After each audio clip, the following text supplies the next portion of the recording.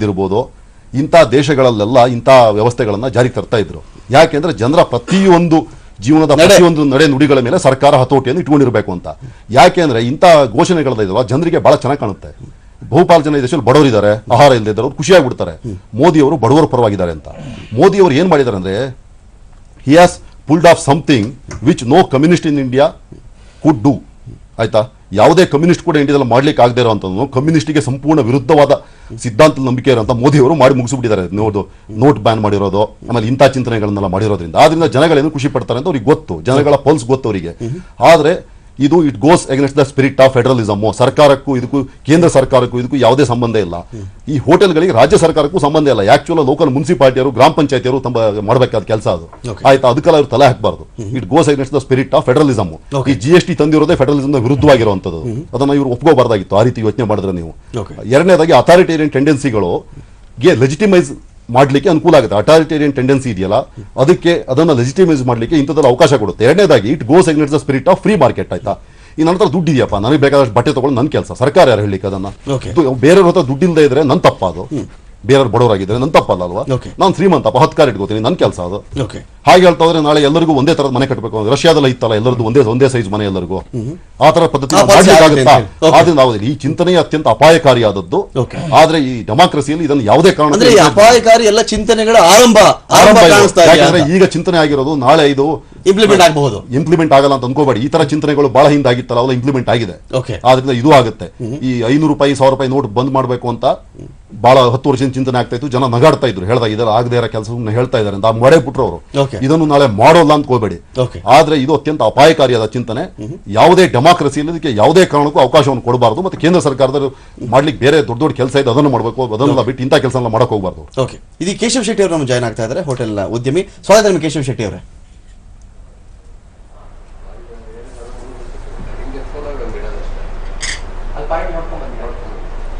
ಸ್ವಾಗತ ಕೇಶವ್ ಶೆಟ್ಟಿ ಅವರೇ. ನಮಸ್ಕಾರ. ಫೈನ್, ಮಾತಾಡ್ತೀನಿ. ರಾಘವೇಂದ್ರ ಶೆಟ್ಟಿ ಅವರೇ, ಏನ್ ಪ್ರಶ್ನೆ ಅಂತ ಹೇಳಿದ್ರೆ, ಈಗ ನಿಮ್ಮೊಂದು ಹೋಟೆಲ್ ನಡೆಸ್ತಾ ಇರ್ತೀರಿ ನೀವು. ನಿಜಕ್ಕೂ ಎಷ್ಟು ಫುಡ್ ವೇಸ್ಟ್ ಆಗುತ್ತೆ ಒಂದ್ ದಿನಕ್ಕೆ? ಈ ಆರ್ಡರ್ಗಳನ್ನು ತೆಗೆದುಕೊಂಡು ಮನಸೋ ಇಚ್ಛೆ ತಿನ್ನೋ ಅಷ್ಟು ತಿಂತಾರೆ, ಬಿಸಾಕೋಷ್ಟು ಬಿಸಾಕ್ತಾರೆ ಅಂತ ಬಂದಾಗ ನೀವು ಒಂಥರ ಲೆಕ್ಕಾಚಾರ ಹಾಕಿಬಿಟ್ರೆ ಸರಾಸರಿ ಒಂದು ದಿನಕ್ಕೆ ಇಷ್ಟು ರೂಪಾಯಿ ಮೌಲ್ಯದ ಇಷ್ಟು ದುಡ್ಡು, ಇಷ್ಟು ಫುಡ್ ನಮ್ಗೆ ವೇಸ್ಟ್ ಆಗುತ್ತೆ ಅಂತ ನನಗಿದೇನು ಆಶ್ಚರ್ಯ ಅಂತ ಅನಿಸ್ತಾ ಇಲ್ಲ. ಯಾಕಂತ ಹೇಳಿದ್ರೆ ಪ್ರಚಾರಕ್ಕಿಲ್ದೇನೆ ಎಷ್ಟೋ ವರ್ಷಗಳಿಂದ IT ಕಂಪನಿಗಳಲ್ಲಿ ಊಟ ಆದ್ಮೇಲೆ ಕೊನೆಗೆ 30 kg 50 kg ನೀವು ವೇಸ್ಟ್ ಮಾಡಿದ್ರಂತ ಡಿಸ್ಪ್ಲೇ ತೋರಿಸುವರು. ಇವತ್ತು ಹೆಚ್ಚಿನ IT ಕಂಪನಿಗಳಲ್ಲಿ ಅದು ಪ್ರಚಾರಕ್ಕೆ ಬರಲಿಲ್ಲ. ಇವತ್ತು ಪ್ರಧಾನಮಂತ್ರಿಗಳು ಒಂದು ಸ್ಟೇಟ್ಮೆಂಟ್ ಕೊಟ್ಟ ತಕ್ಷಣ ಇದ್ರ ಬಗ್ಗೆ ದೊಡ್ಡ ಚರ್ಚೆ ಆಗ್ತದೆ. ನಾನು ಆವಾಗಲೇ ಹೇಳಿದಾಗ ಇದೇನು ಆಶ್ಚರ್ಯ ಪಡುವಂತದ್ದಿಲ್ಲ. ಆದ್ರೆ ಸಪೋರ್ಟ್ ಮಾಡ್ತೀರಿ, ಮೋದಿ ಮಾಡ್ತಿರೋ ಸರಿ ಇದು ಅಂತ ಅಲ್ಲ. ಸಪೋರ್ಟ್ಗಿಂತ ಇವತ್ತು ಅನ್ನ ಇಲ್ದೇನೆ ಎಷ್ಟೋ ಜನ ಊಟ ಇಲ್ದೇನೆ ಪಾಪ ಇದ್ದಾರೆ ಬಡವರು. ಇವತ್ತು ಹೋಟ್ಲಲ್ಲಿ ಉಳಿಯುವಂತ ಐಟಮ್ ಇರಬಹುದು, ಕಲ್ಯಾಣ ಮಂಟಪದಲ್ಲಿ ಉಳಿಯುವಂತ ಐಟಮ್ ಅನ್ನ ಆಶ್ರಮಗಳಿಗೆ ಕೊಡಬಹುದಲ್ಲ. ನನ್ನ ಪ್ರಶ್ನೆ ಪ್ರಧಾನಮಂತ್ರಿಗಳ ಚಿಂತನೆ ಜೊತೆಗೆ ಅದು ಒಂದು ಆಗ್ಲಿ ಅಂತ ನಾನು. ಆಯ್ತು. ಈಗ IT ಕಂಪನಿಗಳಿಗೂ ಹೋಟ್ಲುಗಳಿಗೂ ಸಂಬಂಧ ಇಲ್ಲ. ಅತ್ಯಂತ ಕಂಪ್ಯಾರಿಸನ್ ಅದು. ಆ ಕಂಪ್ಯಾರಿಸನ್ ಅರ್ಥನೇ ಇಲ್ಲ. ಅದು ಅತ್ಯಂತ ಸ್ಟುಪಿಡ್. ಅಲ್ಲಿ ಮೆಸೇಜ್ ಏನು ವೇಸ್ಟೇಜ್ ಮಾಡಬಾರದು. ಅಲ್ಲಲ್ಲ, ನಾನು ಹನಿವೆಲ್ ಕಂಪನಿಯಲ್ಲಿ ಫಸ್ಟ್ 55ರಿಂದ 60 kg ಫುಡ್ ವೇಸ್ಟೇಜ್ ಬರ್ತಾ ಇತ್ತು. ಕೊನೆಗೆ ಎಲ್ಲಿಗೆ ಬಂತು ಅಂದ್ರೆ ಅದು 15-16 kg ಬಂತು. ಅಂದ್ರೆ ಆ ಫುಡ್ಡು ಕಸದ ತೊಟ್ಟಿಗೆ ಹೋಗೋದಕ್ಕಿಂತ ಯಾವುದೋ ಬಡವರ ಹೊಟ್ಟೆಗೆ ಹೋಗ್ಬೋದಲ್ಲ. ನಿಮ್ಮ ಬೆರಳಿಗೆ 2 ಉಂಗುರ ಹಾಕೊಂಡಿದ್ರೆ ಯಾಕೆ ಒಂದು ಹಾಕೋಬಾರ್ದು ನೀವೀಗ? ಸರ್, ನಾವು ಆ ತರ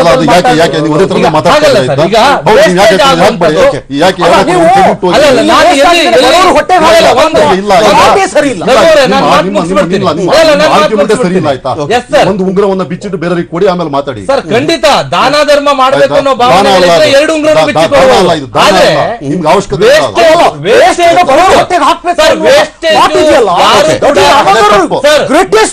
ನನ್ನಲ್ಲಿ ದುಡ್ಡಿದೆ ಅಂದ್ಬಿಟ್ಟು ಅನ್ನವನ್ನ ವೇಸ್ಟೇಜ್ ಮಾಡೋದು.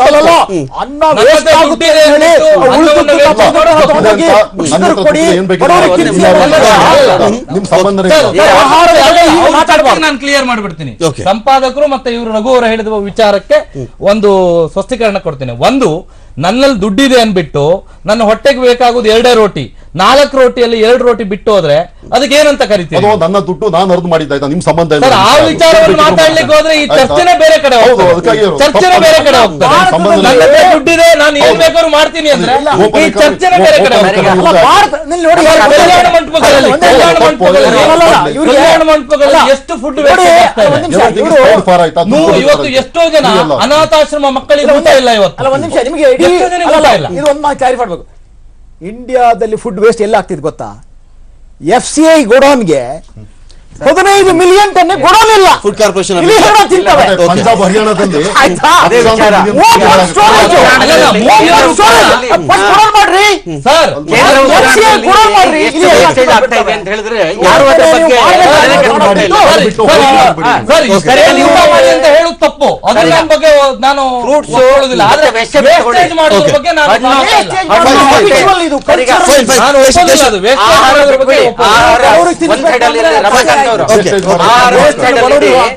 ಈಗ ಫ್ರೂಟ್ಸ್ ಹಣ್ಣು ಮತ್ತು ತರಕಾರಿಗಳನ್ನ ನೀವು ತಗೊಳ್ಳಿ. ಬೆಳಿಗ್ಗೆ ನೀವು ಮಾರ್ಕೆಟ್ಗೆ ವಿಸಿಟ್ ಕೊಡಿ. ಇವತ್ತು ಕೂಡ ನಮ್ಮ ಅಂಕಿ ಅಂಶ ಹೇಳುತ್ತೆ 30 to 40% fruits and vegetables waste ಆಗ್ತಾ ಇದೆ. ಈಗಾಗಲೇ ರಘು ಅವ್ರು ಹೇಳಿದ್ರು, ಏನ್ ಹೇಳಿದ್ರು, ಅವ್ರು ಏನ್ ಹೇಳಿದ್ರು ಅಂತ ಹೇಳಿದ್ರೆ, ಕೇಂದ್ರ ಉಗ್ರಾಣಗಳಿರ್ಬೋದು, ರಾಜ್ಯ ಸರ್ಕಾರದ ಉಗ್ರಾಣಗಳಿರ್ಬೋದು, ಅಲ್ಲಿ ಹೆಗ್ಗಣಗಳು ನಮ್ಮ ಹತ್ರ ಈಗ ಕೋಲ್ಡ್ ಸ್ಟೋರೇಜ್ ನಮ್ಮ ಮಾಡ್ಲಿಕ್ಕೆ ಆಗಲ್ಲ. ಈಗ ನಾವು ಒಂದು ಸ್ವಾತಿ ಗ್ರೂಪ್ನ ನಾವೊಂದು ಸುಮಾರು 1,000 ಜನ ಎಂಪ್ಲಾಯೀಸ್ ನಮ್ಮ ಹತ್ರ ಇದ್ದಾರೆ. ನಾವು ಎಷ್ಟೋ ದಿವಸಕ್ಕೆ 10-15 ಕ್ಯಾಟ್ರಿಂಗ್ ಮಾಡ್ತೀವಿ. ಜನ ಬಂದ್ಬಿಟ್ಟು 2,000 ಜನರಿಗೆ ಆರ್ಡರ್ ಕೊಡ್ತಾರೆ. 1,000 ಜನ ಕೂಡ ಅಲ್ಲಿ ಬಂದಿರೋದಿಲ್ಲ. ಅವ್ರಿಗೆ ಏನೋ ಅವರ ದೌಲತ್ತನ್ನು ಅಥವಾ ಇನ್ವಿಟೇಷನ್ ಪ್ರಕಾರದಲ್ಲಿ ಅವರ ಆಮಂತ್ರಣ ಪತ್ರಿಕೆ ಪ್ರಕಾರದಲ್ಲಿ ಒಂದು ಆಮಂತ್ರಣ ಪತ್ರಿಕೆ 2 ಜನ ಬರ್ಬೋದು ಅಂತ ಹೇಳಿ ಆರ್ಡರ್ ಮಾಡಿರ್ತಾರೆ. ಜನ ಬಂದಿರಲ್ಲ. ಆ ಫುಡ್ ಅನ್ನ ನಾವು NGOs ಇದೆ, ಈಗ ಬೆಂಗಳೂರಲ್ಲಿ ಸುಮಾರು ಒಂದು 64 NGOs ಇದೆ. ಅವರು ಆ ಕೆಲಸವನ್ನ ಮಾಡ್ತಾ ಇದ್ದಾರೆ. ಈಗ ಒಂದು 10-15 ಸಂಗ್ರಹಿಸಿ ಅಲ್ಲಿ ಕೊಡ್ತಾರೆ. ಬಟ್ ಅದನ್ನ ಸ್ಟೋರ್ ಮಾಡ್ಲಿಕ್ಕೆ ಕೋಲ್ಡ್ ಸ್ಟೋರೇಜ್ ಬೇಕಾಗುತ್ತೆ. ಕೇಶವ್ ಶೆಟ್ಟಿ ಅವರ ಒಂದು ಪ್ರಶ್ನೆ ಇತ್ತು. ಏನಂತ ಹೇಳಿದ್ರೆ, ಒಂದು ಕಡೆಯಲ್ಲಿ ಈಗ ಈ ಚೌಲ್ಟ್ರಿ ಇಲ್ಲಿ ವೇಸ್ಟ್ ಆಗ್ತಕ್ಕಂಥ ಆಹಾರ, ಹೋಟೆಲ್ಗಳಲ್ಲಿ ವೇಸ್ಟ್ ಆಗ್ತಕ್ಕಂಥ ಆಹಾರ, ಇದನ್ನ ಸಂಗ್ರಹಿಸಿ ಯಾರೋ ಬಡವರ ಆಶ್ರಮಗಳು ಕೊಡೋಣ ಅಂತ ತೀರ್ಮಾನ ಮಾಡಿದ್ರೆ ಅದಕ್ಕೆ ಮೋದಿ ಅವರ ಈ ಯೋಜನೆ ಪೂರಕವಾಗಿದೆ ಅಂತ ಹೇಳ್ತೀರಾ, ಅಥವಾ ಇಲ್ಲಿ ವೇಸ್ಟ್ ಆಗ್ತಕ್ಕಂಥದ್ದನ್ನ ಬಡವರು ಇನ್ನಷ್ಟು ಕೀಳಾಗಿ ನೀವು ಯಾಕೆ ನೋಡ್ತೀರಿ ಅಂತ ನೀವು ಕನ್ಸಿಡರ್ ಮಾಡಬಹುದಾ? ಓಕೆ,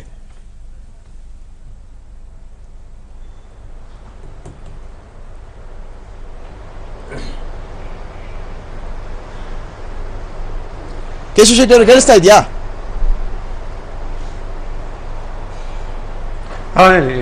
ಅಂದ್ರೆ ಈ ರೀತಿ ಆಹಾರ ಒಂದು ಕಡೆಯಲ್ಲಿ ವೇಸ್ಟ್ ಆಗುತ್ತೆ, ಇದನ್ನ ಬಡವರು ಕೊಟ್ರೆ ಆಯ್ತು, ವೇಸ್ಟ್ ಮಾಡೋದು ಬೇಡ ಅಂತ ತೀರ್ಮಾನಕ್ಕೆ ಬಂದ್ರೆ ನೀವು ಒಪ್ಪಿಗೆ ಇದೆಯಾ ಅದಕ್ಕೆ ನಿಮಗೆ?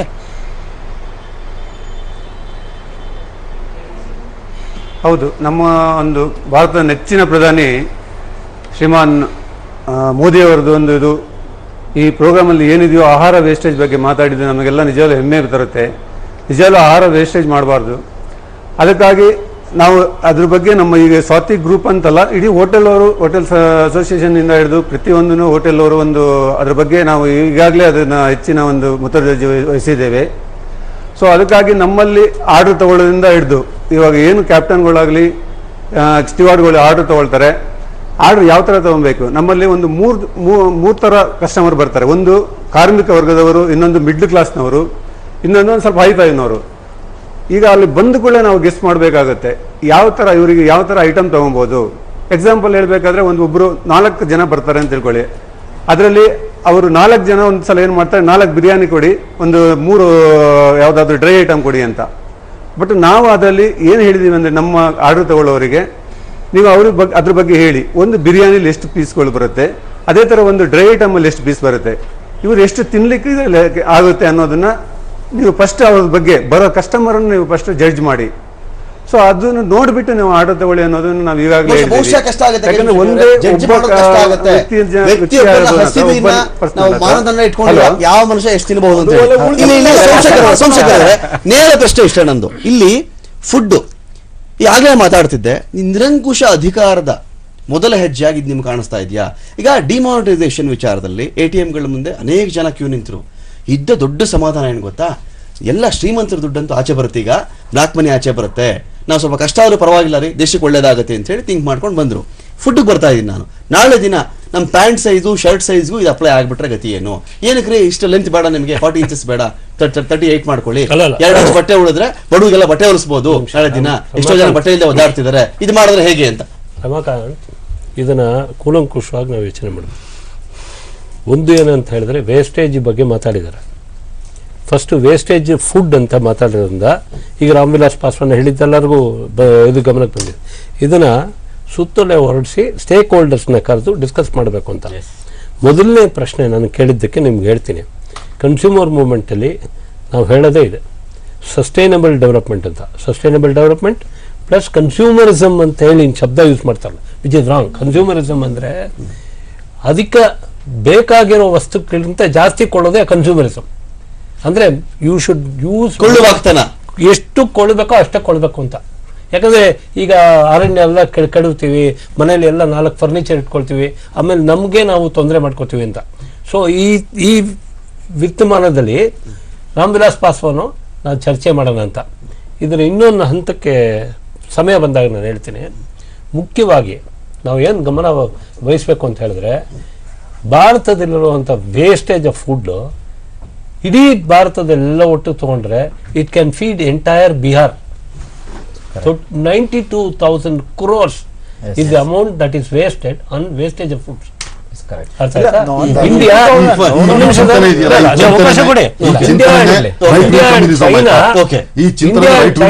Highest in terms of wastage of food. ಚರ್ಚೆ ಮಾಡ್ಲಿಕ್ಕೆ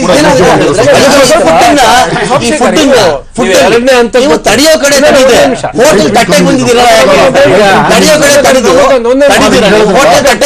ಹೋಟೆಲ್ ಅಲ್ಲ, ಮನೆಗಳಿಂದಲೂ ಶುರು ಆಗಬೇಕು. ಯಾರ್ಯಾರು ಎಷ್ಟು ದಾನ ಮಾಡಿದ್ದೀರಿ ಉಳಿಸಿ ಸೋಮಶೇಖರ್ ಅವ್ರು ಚೆನ್ನಾಗಿ ಹೇಳಿದ್ರು, ಒಪ್ಪುವಂತ ವಿಚಾರ. ಬೆಂಗಳೂರಲ್ಲಿ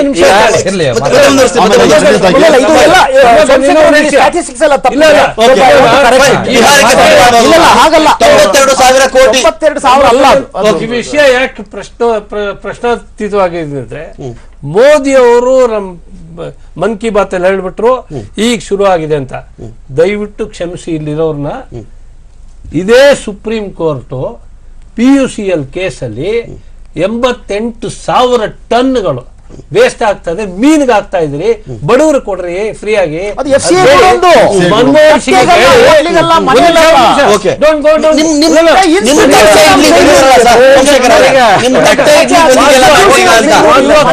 ಮಾಡಿ ಇಲ್ಲ, ಒಂದ್ ನಿಮಿಷ ಸರ್, ನಾಳೆ ಏಜ್ ಪ್ಯಾರಾಮೀಟರ್ ಆಗ್ತಾರೆ ಸರ್. 60 ವರ್ಷ ದಾಟಿದವರು ಒಂದೇ ಇಡ್ಲಿ ತಿನ್ಬೇಕು.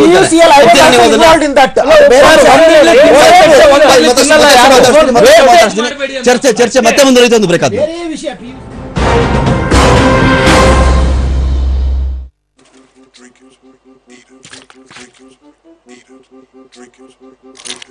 Orange ka party blast, blast, blast. Orange ka party blast, blast, blast. Eat the orange, drink the orange. Eat the orange, drink the orange. Eat the orange, drink the orange. Orange ka party. Minute Maid pulpy orange. ಪ್ರತಿ ಗುಟುಕಿನಲ್ಲೂ ತುಂಬಿದೆ ನಿಜವಾದ orange pulp ನ ಒಳ್ಳೆಯತನ. ಈಗ ಹಲವಾರು ಫ್ಲೇವರ್ಗಳಲ್ಲಿ.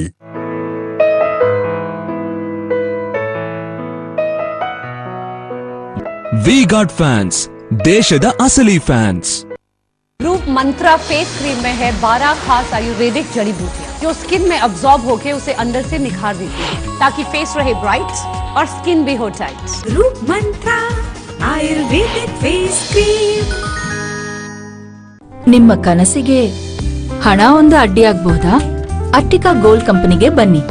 Attica gold Company ನಿಮ್ಮ ಚಿನ್ನವನ್ನು ಇಂದಿನ ಆನ್ಲೈನ್ ರೇಟ್ಗೆ ಕೊಂಡು ನಿಮಗೆ ಒಂದೇ ನಿಮಿಷದಲ್ಲಿ ಹಣ ಕೊಡ್ತಾರೆ. ಅಟ್ಟಿಕಾ ಗೋಲ್ಡ್ ಕಂಪನಿಗೆ ರಾಷ್ಟ್ರಾದ್ಯಂತ ಬ್ರಾಂಚಸ್ ಇವೆ. Attica Gold Company. ನಿಮ್ಮ ಕನಸುಗಳು ನನಸಾಗಲಿ. Welcome to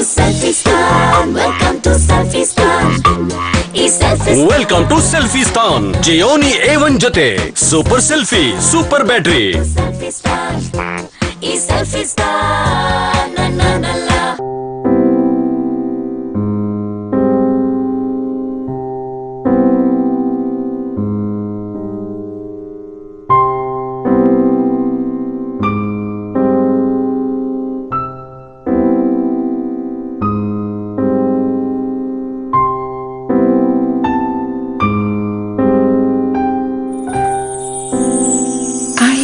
jewels, precious as you are. Patanjali ತಂದಿದೆ ನಿಮ್ಮ ಪರಿವಾರಕ್ಕಾಗಿ ಫೈಬರ್ ಯುಕ್ತ ಬೆಲ್ಲದ ಬಣ್ಣದ ಗೋಧಿಯ ಹಿಟ್ಟು, ಶ್ರೇಷ್ಠ ಹಾಗೂ ಅಗ್ಗವಾದ ಅಯೋಡಿನ್ ಉಪ್ಪು, ಪ್ರೋಟೀನ್ ಭರಿತವಾದ ಅನ್ಪಾಲಿಶ್ಡ್ ನ್ಯಾಚುರಲ್ ಬೇಳೆಗಳು ಮತ್ತು 2 ವರ್ಷ ಹಳೆಯ ಅಸ್ಲಿ ಬಾಸ್ಮತಿ ಅಕ್ಕಿ.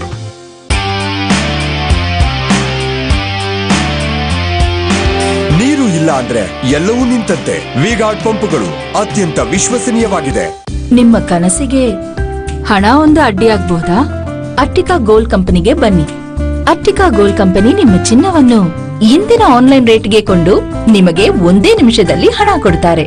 Kashmir to Kanyakumari. Call 8803000300. Attica gold company. 7th floor ನಲ್ಲಿರೋ ಆಫೀಸ್ ಎಕ್ಸಿಕ್ಯೂಟಿವ್. ಇಲ್ಲಿ ನಿನ್ನ ಬೇಳೆ ಬೇಯೋದಿಲ್ಲ. ಇವತ್ತು ಊಟಕ್ಕೆ ಎಲ್ಲಾದ್ರೂ ಹೋಗೋಣವಾ? ಏನು ಪಾಸ್ತಾ ತಿನ್ನೋಕ್ ಹೋಗೋಣವಾ? ಮರ್ಯಾದೆಯಿಂದ ಇರು. ನಾನು ಮತ್ತೆ ಕಾಲ್ ಮಾಡ್ತೀನಿ. ಹೇಳಿ, ನೀವೇನು ಹೇಳೋಕೆ ಬಂದ್ರಿ? ಐ ಆಮ್ ಸಾರಿ, ಇಷ್ಟೊತ್ತು ನೀವು ನನ್ ಜೊತೆ ಮಾತಾಡ್ತಿದ್ರಿ ಅನ್ಕೊಂಡೆ. ನಾನು Siddharth by the way. I am Neena. Pasta ತಿನ್ನೋಕೆ ಹೋಗೋಣವಾ? Okay come. ಆಗಿರಿ ನಿಮ್ಮ ಕಿಸ್ಮತಿನ director DSP Old Tavern soda.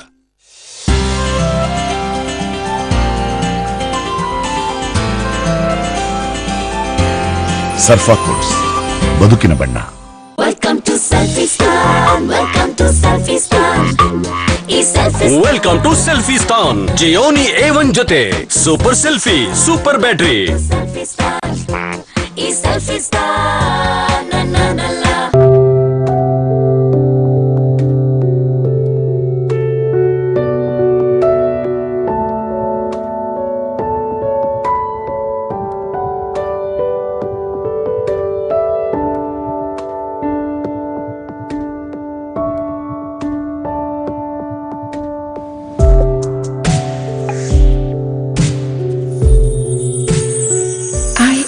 Jewels, precious as you are.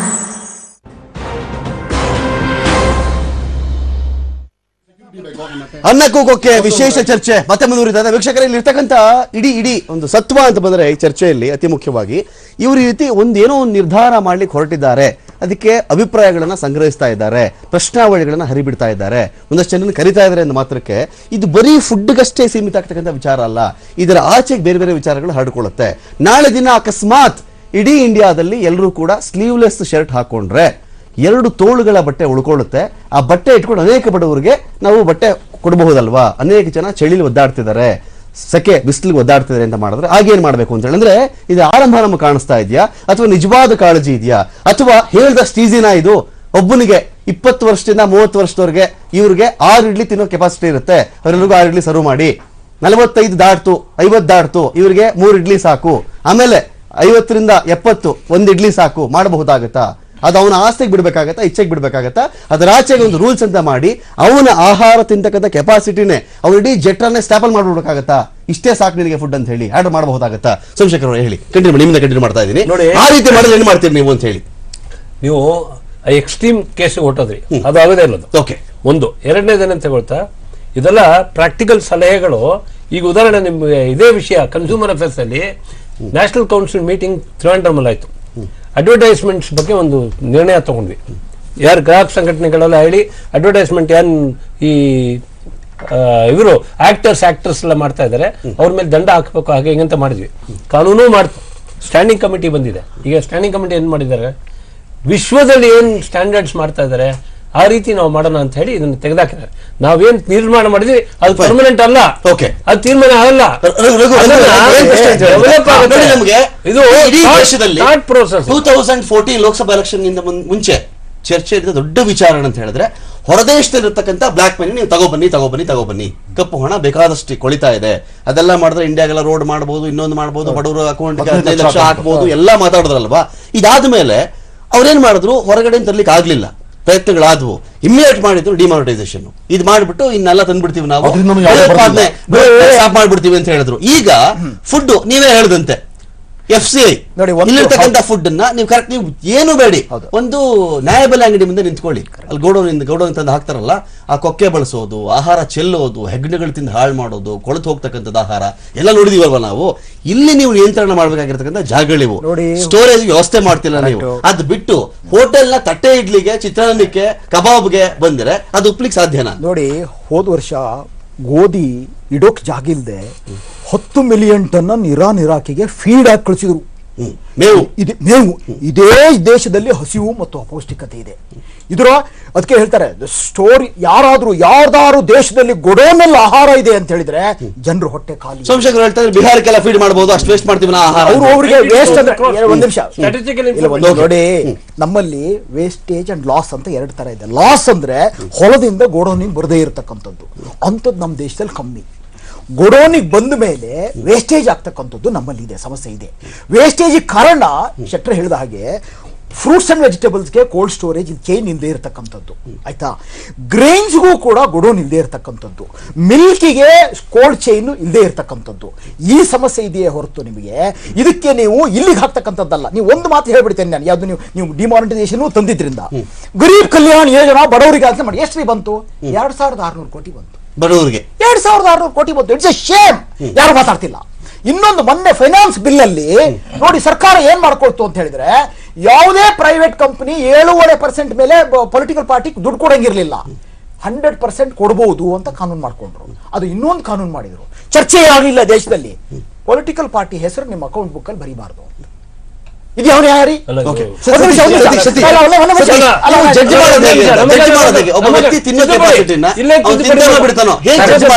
Hotel ಇವ್ರ ಮಾಲೀಕರೇ ಆಗಿರ್ಲಿ, ರಮಾಕಾಂತ್ ಅವ್ರು ಹೋಟೆಲ್ ನೀವು ಹೋದಾಗ ಸತೀಶ್ ಅವ್ರು ಇಷ್ಟೇ ಊಟ ಮಾಡ್ತಾರೆ, ಇಷ್ಟೇ ತಿಂತಾರೆ,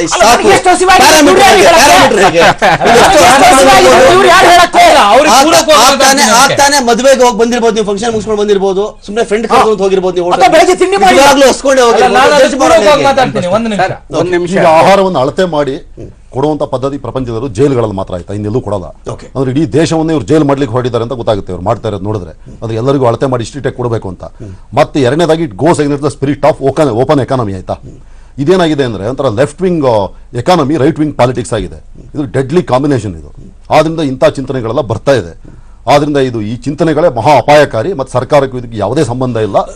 ಓಪನ್ ಎಕಾನಮಿಯಲ್ಲಿ ದುಡ್ಡು ದುಡಿಯೋ ಸಾಮರ್ಥ್ಯ ಯಾರಿಗಿದೆ ಅವ್ರು ದುಡಿತಾರೆ, ಅವ್ರು ಏನ್ ಬೇಕಿದ್ರು ಮಾಡ್ತಾರೆ, ಅದು ಅವ್ರ ಇಷ್ಟ ಆಯ್ತಾ. ಸರ್ಕಾರ ಯಾರು ಅಲ್ಲ, government is nobody to us. Madhukar ಅವರೇ ಇನ್ನೊಂದು ಮಾತು ಹೇಳಿ ಸೇರಿಸ್ತಾರೆ, ಇದರಲ್ಲೇ ಸೇರಿಸ್ತಾರೆ. ಒಂದು ಹಂತಕ್ಕೆ ಐಷಾರಾಮಿ ಹೋಟೆಲ್ಗಳು, ಐಷಾರಾಮಿ ರೆಸ್ಟೋರೆಂಟ್ಗಳು ಅಲ್ಲಿಗೆ ಜಾಸ್ತಿ ಅಪ್ಲೈ ಆಗುತ್ತೆ, ಡಾಬಾಗಳಿಗೆ ಅನ್ವಯವಾಗುವುದಿಲ್ಲ ಅನ್ನೋ ರೀತಿ ಮಾತನ್ನು ತೇಲ್ಬಿಡ್ತಾ ಇದ್ದಾರೆ ಈಗ. ಅಂದ್ರೆ ನಾನು ಕೇಳ್ತೀನಿ, ಇಡೀ ಇಂಡಿಯಾದಲ್ಲಿ ಅದೆಷ್ಟು ಐಷಾರಾಮಿ ಹೋಟೆಲ್ಗಳಿವೆ, ಅದೆಷ್ಟು ರೆಸ್ಟೋರೆಂಟ್ಗಳಿವೆ, ಅಲ್ಲಿ ಅಲ್ಲಿ ಆಹಾರದ ಪ್ರಮಾಣ ಎಷ್ಟು, ಅದರಲ್ಲಿ ನೀವು ಎಷ್ಟು ಉಳಿತಾಯ ಮಾಡಬಲ್ರಿ? ಉಳಿತಾಯ ಮಾಡಿದ್ದನ್ನ ವಿನಿಯೋಗ ಮಾಡೋರು ಯಾರು, ಬಡವರು ತಲುಪಿಸೋರು ಯಾರು? ಅಥವಾ ನಮ್ಮ ಹೋಟೆಲ್ ಅಲ್ಲಿ ಪ್ರತಿದಿನ ನಾವು 500 kg ಆಹಾರ ವೇಸ್ಟ್ ಮಾಡ್ತಾ ಇದ್ವಿ, ಈ 500 kg ಅಷ್ಟು ಆಹಾರವನ್ನು ಉಚಿತವಾಗಿ ನಾವು ಕೊಡ್ತಾ ಇದೀವಿ, ತಗೊಂಡೋಗಿ ಗೌರ್ಮೆಂಟ್ ಯಾರಿಗಾನ ಕೊಡಿ ಅಂತ ನೀವು ಹೇಳ್ತೀರಾ? ಈಗ ಮಿಡ್ಲ್ ಕ್ಲಾಸ್ ಹೋಟೆಲ್ಸು ಜಾಸ್ತಿ ಇರುವಂಥದ್ದು. ಐಷಾರಾಮಿ ಹೋಟ್ಲುಗಳು ಈಗ ನಮ್ಮ ಕರ್ನಾಟಕದಲ್ಲಿ ತಗೊಂಡ್ರೆ ನಮಗೀಗ ಆಲ್ಮೋಸ್ಟ್ 1 ಲಕ್ಷ ರೆಸ್ಟೋರೆಂಟ್ಗಳು ನಮ್ಮಲ್ಲಿವೆ. ಅದರಲ್ಲಿ ಐಷಾರಾಮಿ ಅಂದರೆ ಸ್ಟಾರ್ ಹೋಟೆಲ್ಸ್ ಇರುವಂತಹದ್ದು 8 to 10%. ಅಲ್ಲಿಯೂ ಕೂಡ ನಿಮಗೆ ಫುಡ್ ವೇಸ್ಟೇಜ್ ನಾನು ಹೇಳ್ತೀನಿ, ಅಲಾ ಕಾರ್ಟೆ ಮತ್ತೆ ನೀವು ಬಫೆಯಲ್ಲಿ ವೇಸ್ಟೇಜಸ್ ಬಹಳ ಕಮ್ಮಿ ಇರ್ತದೆ. ಅಲಾ ಕಾರ್ಟೆಗೆ ನೀವು ಹೋದಾಗ ಅಲ್ಲಿ ಜನ ಅದು ಏನ್ ಬೇಕೋ ಅವರಿಗೆ ಬಳಸ್ತಾರೆ. ಅವರ ತಟ್ಟೆಯಲ್ಲಿ ಅವರಿಗೆ ಒಂದು 20% 30% ಅವ್ರ ಫುಡ್ ಅನ್ನ ತಿಂದ್ಬಿಟ್ಟು ಉಳಿದಿರೋದನ್ನ ಬಿಟ್ಟು ಹೋಗ್ತಾರೆ. ಅದೇ ಇನ್ನೊಂದು ವಿಚಾರಕ್ಕೆ ನೀವು ಬಂದಾಗ ಪಾರ್ಸೆಲ್ ತಗೊಂಡು ಹೋಗ್ತಾರೆ. ಈಗ ಅವ್ರು ಪೇ ಮಾಡಿರೋದು ಹೋಗಿರ್ತಾರೆ.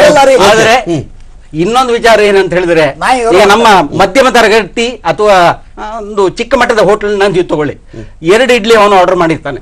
2 ಇಡ್ಲಿ ತಿಂದವು ಆರ್ಡರ್ ಮಾಡಿದವನು 2 ಇಡ್ಲಿನ ಖಂಡಿತವಾಗಿ ಅವನು ತಿಂತಾನೆ. ಅವನು ಬಿಡೋದೇನು ಗೊತ್ತಾ, ನಮ್ಮ ಹೋಟ್ಲಲ್ಲಿ ನಾವು ಅನ್ಲಿಮಿಟೆಡ್ ಅವನಿಗೆ ಸಾಂಬಾರ್ ಕೊಡ್ತೀವಿ, ಚಟ್ನಿ ಕೊಡ್ತೀವಿ, ಪೂರಿ ತಗೊಂಡ್ರೆ ಸಾಗು ಕೊಡ್ತೀವಿ, ದೋಸೆ ತಗೊಂಡ್ರೆ ಪಲ್ಯ ಕೊಡ್ತೀವಿ.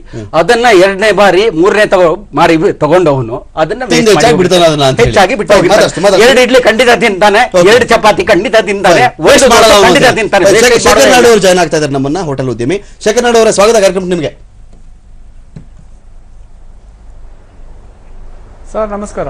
ಏನು ಅನಿಸ್ತು ನಿಮ್ಗೆ ಯೋಜನೆಯಿಂದ? ನಿಜಕ್ಕೂ ಈ ಯೋಜನೆಯಿಂದ ಏನೋ ಈ ರೀತಿಯಲ್ಲಿ ಮಾಡಿದಾಗ ಈಗ ಹೋಟೆಲ್ಗಳಲ್ಲಿ ರೆಸ್ಟೋರೆಂಟ್ಗಳಲ್ಲಿ ಎಷ್ಟು ಆಹಾರ ತಿನ್ನಬೇಕು ಅಂತ ನಿಗದಿಪಡಿಸಿದ್ರೆ ಹೋಟೆಲ್ಗೆ ಬರ್ತಕ್ಕಂಥ ಗ್ರಾಹಕರ ಸಂಖ್ಯೆ ಕಡಿಮೆ ಆಗತ್ತಾ, ಜಾಸ್ತಿ ಆಗತ್ತಾ, ಅಥವಾ ದೊಡ್ಡ ಆದರ್ಶವನ್ನಾಗಿ ಇದನ್ನ ಪರಿಗಣಿಸಿ ಜನ ಆಮೇಲೆ ವೇಸ್ಟ್ ಮಾಡೋದನ್ನ ನಿಲ್ಲಿಸ್ಬಿಡ್ತಾರಾ ಹೇಗೆ ಅಂತ? ಇಲ್ಲ, ಖಂಡಿತ ಏನು ಎಫೆಕ್ಟ್ ಆಗಲ್ಲ ಇದರಿಂದ. ಇದ್ರ ಬಗ್ಗೆ ಜನಗಳಲ್ಲಿ ಕಾಳಜಿ ಮೂಡಿಸುವಂತ ಕೆಲಸ ಮಾಡ್ತಾ ಇದ್ದಾರೆ ಅಷ್ಟೇ. ಹೋಟೆಲ್ಗಳಲ್ಲಿ ಬರುವ ಗ್ರಾಹಕರು ಏನಂದ್ರೆ ಅವರು ಕೊಡುವಂತ ಬೆಲೆಗೆ ತಕ್ಕ ಆಹಾರ ಸಿಗುತ್ತಾ ನೋಡ್ತಾರೆ, ಮತ್ತೆ ಅವರು ಕ್ವಾಂಟಿಟಿ ಕ್ವಾಲಿಟಿ ಎಲ್ಲ ನೋಡ್ತಾರೆ.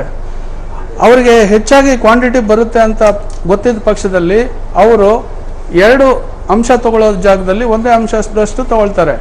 ಮತ್ತೆ ಅವರು ಬರೋವಾಗಲೇ ಪ್ಲ್ಯಾನ್ ಮಾಡ್ತಾರೆ, ನಾವು ಎಷ್ಟು ಜನ ಹೋಗ್ತಾ ಇದ್ದೀವಿ ಹೋಟೆಲ್ಗೆ, ಯಾರಿಗೆ ಏನೇನು ಬೇಕು, 4 ರೊಟ್ಟಿ ತೊಗೊಂಡ್ರೆ ಇಬ್ಬರಿಗೆ 2 ಆಗುತ್ತೆ, 4 ಜನಕ್ಕೆ 1 ರೊಟ್ಟಿ 4 ಆರ್ಡರ್ ಮಾಡುವ, ಅದಕ್ಕೆ 1 ದಾಲು 1 ಕರಿ ಆರ್ಡರ್ ಮಾಡುವ, ಈ ಥರ ಒಂದು ಪ್ಲ್ಯಾನಿಂಗ್ ಮಾಡ್ತಾರೆ. ಆದರೆ ನಾನು ಇಷ್ಟೊತ್ತು ನಿಮ್ಮ ಚರ್ಚೆಯನ್ನು ಗಮನಿಸಿದೆ, ಚರ್ಚೆ ಕೆಲವೆಲ್ಲ ದಿಕ್ಕು ಬದಲಾಗ್ತಾ ಇದೆ. ಈ ಚರ್ಚೆನಲ್ಲಿ ಮೇಯ್ನಾಗಿ ನಮ್ಮ ಪ್ರಧಾನಿಯವರ ಉದ್ದೇಶ ಏನಿರಬಹುದು ಅಂದರೆ ಫುಡ್ ವೇಸ್ಟನ್ನ ಆದಷ್ಟು ಕಡಿಮೆ ಮಾಡುವಂತ ಇರ್ಬೋದು. ನಾನು ಕೆಲವು ಆರ್ಟಿಕಲಲ್ಲಿ ಓದಿದ್ದೀನಿ, ನಾನು ಬಾರ್ನ್ 1959 ಇರ್ಬೋದು, ಆದರೆ ಬಿಫೋರ್ ಇಂಡಿಪೆಂಡೆನ್ಸು ಸುಮಾರಾಗಿ 100 ಜನಕ್ಕೆ ಊಟದ ವ್ಯವಸ್ಥೆ ಮಾಡಬೇಕಾಗಿದ್ರೆ ಆತ ಆ ಊರಿನ ಕಲೆಕ್ಟರ್ಗೋ ಮೇನ್ ಯಾರಿರ್ತಾರೆ ಅವ್ರ ಹತ್ರ ಪರ್ಮಿಷನ್ ತಗೋಬೇಕಾಗಿತ್ತು. ಅಂತದನ್ನ ನಾನು ಆರ್ಟಿಕಲ್ ಅಲ್ಲಿ ಓದಿದ್ದೀನಿ. ಅವಾಗ ನಮ್ಮ ಸ್ವರಾಜ್ಯ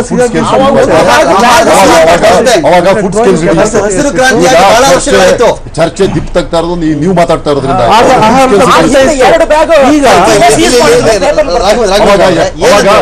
ಲೀಟರ್ ಸೀಮೆ ಎಣ್ಣೆ ಸೀಸ್ ಮಾಡಿದ್ರೆ ಪೇಪರ್ ಬರ್ತಾ ಇತ್ತು. ಫುಡ್ ಸ್ಕೇರ್ಸಿಟಿ ಇತ್ತು, ಬೇರೆ ಬೇರೆ ಎಲ್ಲದೂ ಸ್ಕೇರ್ಸಿಟಿ ಇತ್ತು. ಓಪನ್ ಎಕಾನಮಿ ಇದೆ.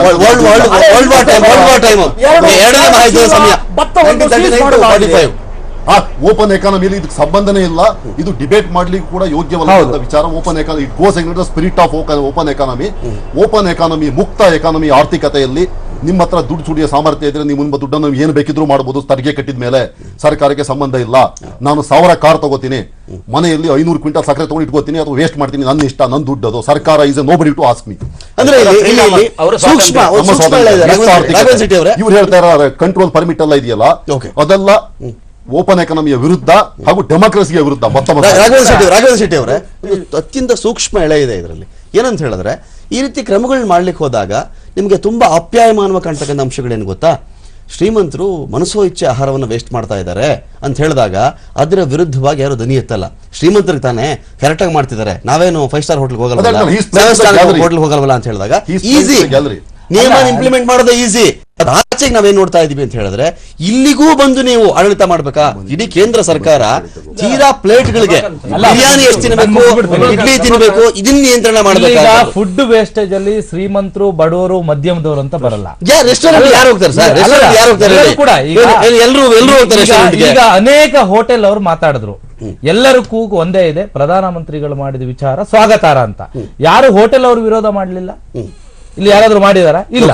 ಹಾಗಾಗಿ ಕೆಲವು ವಿಚಾರಗಳನ್ನು ಬಂದಾಗ ಸ್ವಾಗತಾರ್ಹ ಮಾಡ್ಬೇಕು.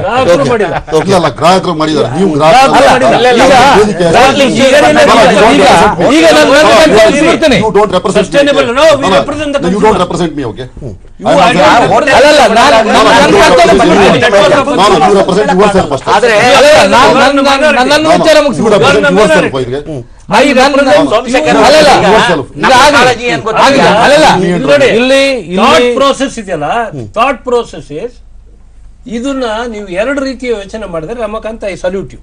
ಇಲ್ಲಿ ಎಲ್ಲರೂ ಏನ್ ಮಾತಾಡ್ತಿದ್ದಂದ್ರೆ, ಫಸ್ಟ್ ಆಫ್ ಆಲ್ ಎನ್ಫೋರ್ಸ್ಮೆಂಟ್ ಕಷ್ಟ. We don't have the kind of enforcement. Plus the environment ಇದೆಯಲ್ಲ, ಜನಕ್ಕೆ ಎಲ್ಲಿ ಯಾವ ಹೋಟ್ಲಲ್ಲಿ ಎಷ್ಟು ಕೊಟ್ರು ಏನ್ ಕೊಟ್ರು ಕಂಡಿಡಿಯೋದು ಕಷ್ಟ.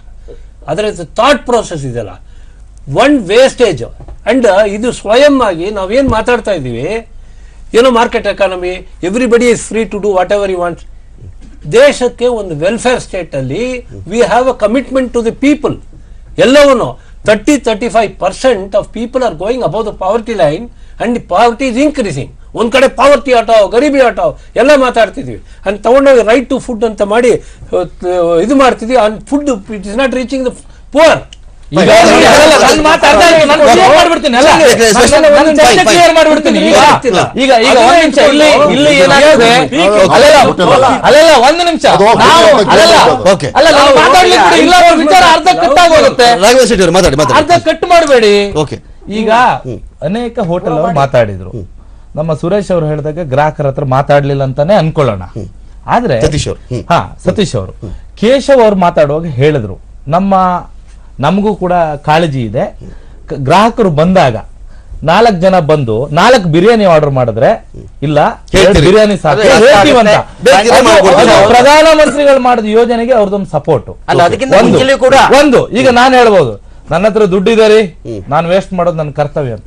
ಅಲ್ಲ ಸ್ವಾಮಿ, ಊಟ ಇಲ್ಲದೆ ಎಷ್ಟೋ ಜನ ಇದ್ದಾರೆ, ಸಮಾಜಕ್ಕೆ ನಿಮ್ಮ ಕಾಂಟ್ರಿಬ್ಯೂಷನ್ ಏನು? ಸಮಾಜಕ್ಕೆ ನಿಮ್ಮ ಕಾಂಟ್ರಿಬ್ಯೂಷನ್ ಏನು? 10 ರೂಪಾಯಿ ನೀವು ಬಡವರಿಗೆ ಕೊಡೋದಿಲ್ಲ ಸ್ವಾಮಿ, ನೀವು ಊಟ ವೇಸ್ಟೇಜ್ ಆಗುವಂತ ಬಡವರಿಗೆ ಕೊಡ್ರಿ. ತುಂಬಾ ಸಿಂಪಲ್ ಪ್ರಶ್ನೆ ನಿಮ್ಗೆ, ತುಂಬಾ ಸಿಂಪಲ್ ಪ್ರಶ್ನೆ.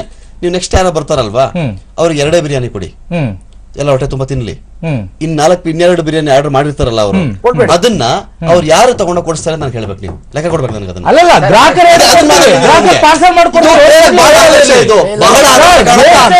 ಕೇಳ್ಬೇಕು ನೀವು. ಒಂದ್ ಬಿರಿಯಾನಿ 200 ರೂಪಾಯಿ ಚಾರ್ಜ್ ಮಾಡ್ತೀರಾ ನೀವು ಅಂತ ಇಟ್ಕೊಳ್ಳಿ, ಎಕ್ಸಾಂಪಲ್. ಇಂದು 400 ರೂಪಾಯಿ ಆಯ್ತಲ್ವಾ, 400 ರೂಪಾಯಿ ಹೋಟೆಲ್ ಆಚೆ ಇರೋನ್ಗೋ, ಅನಾಥನಿಗೋ, ಯಾರೋ ಬಡಬಗ್ಗರಿಗೋ ನೀವು ನಮ್ಗೆ ಕೊಡ್ಸಿದ್ರೆ ಖಾತ್ರಿ ಕೊಡ್ತೀರಾ? ಏನಾಗುತ್ತೆ ಅಂತ ಹೇಳಿದ್ರೆ, ನಿಯಂತ್ರಣ ಮಾಡಿದ ಮೇಲೆ ಅದು ಕೇಳಕ್ ಆದರ್ಶ ಇದೆಯಲ್ಲ, ಆದರ್ಶ ಇದೇನು ಹಂಗಿದೆ ಗೊತ್ತಾ, ನೀವು ರಸ್ತೆಯಲ್ಲಿ ಗುಂಡಿ ಇದಾವೆ, ಅಗಾಧವಾದ ಗುಂಡಿಗಳಿದೆ, ಗುಂಡಿ ಮುಚ್ಚರಿಟ್ಟಿಲ್ಲ, ಕಾರ್ ಸ್ಪೀಡ್ 5 ಕಿಲೋಮೀಟರ್ ಹೋಗಬಾರ್ದು ಅಂತ ಕಾನೂನು. ಗುಂಡಿ ಮುಚ್ಚಲ್ಲ. ಒಂದು ನಿಮಿಷ, ಈಗ ಏನಾಗಿದೆ, ಈಗಾಗಲೇ ಕೇಶವ್ ಶೆಟ್ಟಿ ಹೇಳಿದ್ರು, ಈಗ ಜನರಿಗೆ ಏನಾಗುತ್ತೆ, ಒಂದೊಂದು ರೆಸ್ಟೋರೆಂಟ್, ಈಗ ಫಾರ್ ಎಕ್ಸಾಂಪಲ್ ಚೈನೀಸ್ ರೆಸ್ಟೋರೆಂಟ್ ತಗೊಳ್ಳಿ, ಒಂದು ಫ್ರೈಡ್ ರೈಸ್ ಅವ್ರು ಆರ್ಡರ್ ಮಾಡ್ತಾರೆ, ಅದು ಕೆಲವು ರೆಸ್ಟೋರೆಂಟ್ ಅಲ್ಲಿ ಕ್ವಾಂಟಿಟಿ ಜಾಸ್ತಿ ಇರ್ತದೆ, ಕೆಲವು ರೆಸ್ಟೋರೆಂಟ್ ಅಲ್ಲಿ ಕಮ್ಮಿ ಇರ್ತದೆ. ಇವರು ಆರ್ಡರ್ ಮಾಡುವಾಗ ಇವರಿಗೆ ಏನ್ ಗೊತ್ತಿರ್ತದೆ, ಈಗ ನಮ್ಮ ಹುಡುಗರಿಗೆ ನಾವು ಹೇಳಿರ್ತೀವಿ, ನೀವು ಕ್ಯಾಪ್ಟನ್ಗೆ ಆರ್ಡರ್ ತಗೊಳ್ಳುವಾಗ ಕಸ್ಟಮರ್ಗೆ ಕನ್ಫ್ಯೂಸ್ ಮಾಡಬೇಡಿ, ನೀವು ಅವ್ರನ್ನ ಕನ್ವಿನ್ಸ್ ಮಾಡಿ ಅನ್ನುವಂತ ಮಾತು. ಯಾಕಂತ ಹೇಳಿದ್ರೆ ಅವ್ರು 4 ಜನರಿಗೆ 4 ಫ್ರೈಡ್ ರೈಸ್ ಆರ್ಡರ್ ಮಾಡಿ ಬಿಡ್ತಾರೆ. ನಾವು ಹೇಳ್ತೀವಿ, ಒಂದು fried rice they can heat 2 people, ನೀವು ಇಬ್ಬರು ತಿನ್ಬಹುದು, ದಯವಿಟ್ಟು ಹೋಗಿ ಆರ್ಡರ್ ಮಾಡ್ಲಿಕ್ಕೆ ಹೋಗ್ಬೇಡಿ, ನೀವು ಇಷ್ಟನ್ನೇ ಆರ್ಡರ್ ಮಾಡಿ ಸಾಕು ಅನ್ನುವಂತ ವ್ಯವಸ್ಥೆಯನ್ನ ಬಹುಶಃ ಮೋದಿ ಅವರು ಹೇಳೋಕ್ಕಿಂತ ಕೂಡ ನಾವು ಹೇಳಿದೀವಿ, ಮಾಡಿಲ್ಲ ರೀ ಹೋಟೆಲ್ ಸರಿಯಾಗಿ ಮಾಡಿಲ್ಲ ಇವರು ಅಂತ ವೇಸ್ಟ್ ಮಾಡ್ತಾರೆ. ಸರಿ ಇಲ್ಲ, ಏನ್ ಕಾಂಬಿನೇಷನ್ ಹಾಕಿದ್ದಾರೆ, ಫ್ರೈಡ್ ರೈಸ್ ಎಲ್ಲ ಅಂತ ಬಿಡೋರು ಇರ್ತಾರಪ್ಪ, ಆ ತರದಲ್ಲಿ ವೇಸ್ಟ್ ಆಗುತ್ತೆ. ಇನ್ನೊಂದ್ಸಾರಿ ಏನಾಗುತ್ತೆ, ಅದನ್ನು ಕೂಡ ಫುಡ್ ಕಂಪ್ಲೇಂಟ್ ಬಂದಾಗ ಅವರ ಬಿಲ್ ಅನ್ನು ಕೂಡ ಹೆಚ್ಚಿನ ಹೋಟ್ಲ್ ಅವರು ಕೂಡ ಅವರ ಬಿಲ್ ಅನ್ನ ತಗೊಳ್ಳೋದಿಲ್ಲ. ಒಂದು. ಇನ್ನೊಂದು, ಈಗ ನಮ್ಮ ಸಮೀಕ್ಷೆ ಪ್ರಕಾರದಲ್ಲಿ 2050ಕ್ಕೆ ಸುಮಾರು 960 ಕೋಟಿ ಜನರಿಗೆ ನಾವು ಫುಡ್ ಫೀಡ್ ಮಾಡಬೇಕಾಗುತ್ತೆ ಅಂತ ವಿಶ್ವಸಂಸ್ಥೆ ನಮಗೆ ಹೇಳ್ತಾ ಇದೆ. ಎಸ್, ಕೃಷಿ ಸಂಸ್ಥೆಯವರು ಕೂಡ ನೀವು ಆಹಾರ ಉತ್ಪಾದನೆ ಜಾಸ್ತಿ ಮಾಡೋದಕ್ಕಿಂತ ಅದನ್ನ ಕಂಟ್ರೋಲ್ ಮಾಡಿ, ಈಗ ಫುಡ್ ಪೋಲ್ ಏನಾಗಿ ಆಗ್ತಾ ಇದೆ ಅದನ್ನ ಕಂಟ್ರೋಲ್ ಮಾಡುವಂತ ವ್ಯವಸ್ಥೆಗೆ ನೀವು ಬನ್ನಿ ಅನ್ನುವಂತ ಒಂದು ಸ್ಪಷ್ಟೀಕರಣವನ್ನು ಅವ್ರು ಕೊಟ್ಟಿದ್ದಾರೆ. ನಾವು ಅದನ್ನ ಸ್ವಾಗತ ಮಾಡಬೇಕಾಗುತ್ತೆ. ಯಾಕಂತ ಹೇಳಿದ್ರೆ ನಾನು ಈಗಲೇ ನಿಮ್ಗೆ ಹೇಳಿದೆ, ಬಿಗ್ ಫ್ಯಾಟ್ ವೆಡ್ಡಿಂಗ್ ಅಲ್ಲಿ ಸ್ವಾಗತ ಮಾಡಲಿಕ್ಕೆ ಕ್ರಮ ಹೇಳ್ತೀರಾ? ಪೂರಕವಾಗಿದೆ ಅಂತ ಹೇಳ್ತಾರೆ ಈ ಕ್ರಮ ಯಾವ್ದನ್ನ? ಈ ರೀತಿ 2 ಇಡ್ಲಿ ತಿನ್ನೋವನ್ನ ನೀವು ಕಂಟ್ರೋಲ್ ಮಾಡ್ಲಿಕ್ಕೆ ಆಗಲ್ಲ ಸರ್.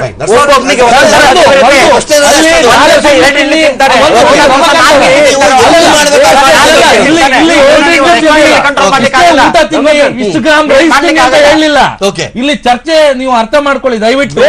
ಇಷ್ಟು ತಿನ್ನಿ, ವೇಸ್ಟೇಜ್ ಮಾಡಬೇಡಿ. ಇದು ಹೋಟೆಲ್ಗಳಲ್ಲಿ ಮಾತ್ರ ಅಲ್ಲ,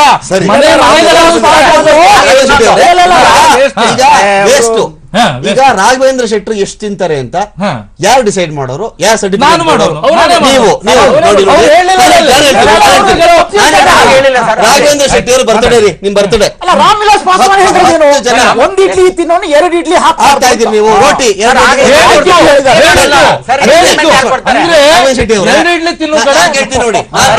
ಹೇಳಿದ್ದು ಮಾಡಿಲ್ಲ. ರಾಘವೇಂದ್ರ ಶೆಟ್ಟಿ ಅವರು ಬರ್ತ್ಡೇ ಪಾರ್ಟಿ ಮಾಡ್ತಾರೆ, 10 ಜನ ಹೋಗ್ತಾರೆ. ನಿಮಿಷ ನೀವೇ ಒಂದು 10 ಜನ ಹೋಟ್ಲಿಗೆ ಹೋಗ್ತೀರಿ, ಏನಪ್ಪ ಏನೇನ್ ಬೇಕ್ರಪ್ಪ, ಸ್ಟಾರ್ಟರ್ಸ್ ಏನ್ ತಗೊಳ್ಳೋಣ, ಆಮೇಲೆ ಏನ್ ತಗೊಳ್ಳೋಣ, ಆಮೇಲೆ ಏನ್ ತಿನ್ನೋಣ ಅಂತ ಬಂದಾಗ ಇಲ್ಲರಿ ಅವನು ವೇಟರ್ ಲೇಟ್ ಮಾಡ್ತಾನೆ, ವೇಟರ್ ಲೇಟ್ ಮಾಡ್ತಾನೆ ಅಂತ ಹೇಳಿ ಮೊದಲೇ ಆರ್ಡರ್ ಮಾಡ್ಬಿಡ್ತಾರೆ. ನನಗೊಂದು 5 ಗೋಬಿ ಮಂಚೂರಿಯನ್ ಹೇಳಿ, 5 ಫ್ರೈಡ್ ರೈಸ್ ಹೇಳಿ, 5 ನೂಡಲ್ಸ್ ಹೇಳಿ, ಇನ್ನೊಂದು ಚಿಕನ್ ಕಬಾಬು, ಇನ್ನೊಂದು ಮತ್ತೊಂದು ಎಲ್ಲ ಆರ್ಡರ್ ಮಾಡೋ ಸಹಜ. ಇದಾದ್ಮೇಲೆ ಇದು ಕೊಡಪ್ಪ, ಇದಾದ್ಮೇಲೆ ಇದು ಕೊಡಪ್ಪ ಅಂತ ಹೇಳಿ ನೀವು ಮೊದಲು ತಿನ್ನೋ ಅಷ್ಟಲ್ಲೇನೆ, ಗೋಬಿ ಮಂಚೂರಿಯನ್ ತಿನ್ನೋ ಅಷ್ಟೇ ಅರ್ಧ ಹೊಟ್ಟೆ ತುಂಬೋಗಿರುತ್ತೆ ನಿಮಗೆ. ಆಮೇಲೆ ಏನ್ ಮಾಡ್ತೀರಿ, ಉಳಿದ ಆರ್ಡರ್ ಮಾಡ್ತೀರಿ ನೀವು. ನಾನು ಇಷ್ಟೇ ಇಲ್ಲ ಎಲ್ಲಾ ವಿಚಾರ ಕೇಳ್ತೇನೆ, ನಾನು ಉತ್ತರ ಕೊಡ್ತೇನೆ. ಕೇಶವ್ ಶೆಟ್ಟರ್ ಮಾತಾಡೋವಾಗ ಏನು ಹೇಳಿದ್ರು, ನಮ್ಮಲ್ಲಿ ಕ್ಯಾಪ್ಟನ್ ಇದ್ದಾರೆ, ಗ್ರಾಹಕರು ಬಂದು 4 ಜನ ಕೂತಾಗ ಅವ್ರಿಗೆ ಎಷ್ಟು ಬೇಕು ಅನ್ನೋದ್ರ ಬಗ್ಗೆ ನಮ್ಮ ಏನ್ ಕ್ಯಾಪ್ಟನ್ ಇದಾರೆ ಅವ್ರು ಮಾಹಿತಿ ಕೊಡ್ತಾರೆ. 4 ಬಿರಿಯಾನಿ ಆರ್ಡರ್ ಮಾಡಿದ್ರೆ 2 ಬಿರಿಯಾನಿ ಸಾಕಾಗ್ತದೆ ಅಂತ ಹೇಳ್ತಾರೆ. ಮತ್ತೆ ರೆಸ್ಟೋರೆಂಟ್ ಗಂಟೆ ಬರೋರು ಅರ್ಜೆಂಟ್ ಆಗಿರೋದಿಲ್ಲ, ಆರ್ಡರ್ ನೆಕ್ಸ್ಟ್ ಕೂಡ ಆರ್ಡರ್ ಮಾಡ್ಲಿಕ್ಕೆ ಆಪ್ಷನ್ ಇರುತ್ತೆ. ವಿತಿನ್ 10-15 ಮಿನಿಟ್ಸ್ ಅಲ್ಲಿ ಮತ್ತೊಂದು ಬಿರಿಯಾನಿ ಬೇಕಂದ್ರೆ ಕೊಡ್ತಾರೆ. ಇಲ್ಲಿ ವಿಚಾರ ಅದಲ್ಲ, ಇವತ್ತು ಎಷ್ಟೋ ಜನ ಹಸ್ತು ಮಲಗಿದ್ದಾರೆ, ಅಂತವರಿಗೆ ಫುಡ್ ವೇಸ್ಟೇಜ್ ಮಾಡಬೇಡಿ ಅನ್ನುವ ಒಂದು ಮೆಸೇಜ್ ಅನ್ನ ಪ್ರಧಾನಮಂತ್ರಿಗಳು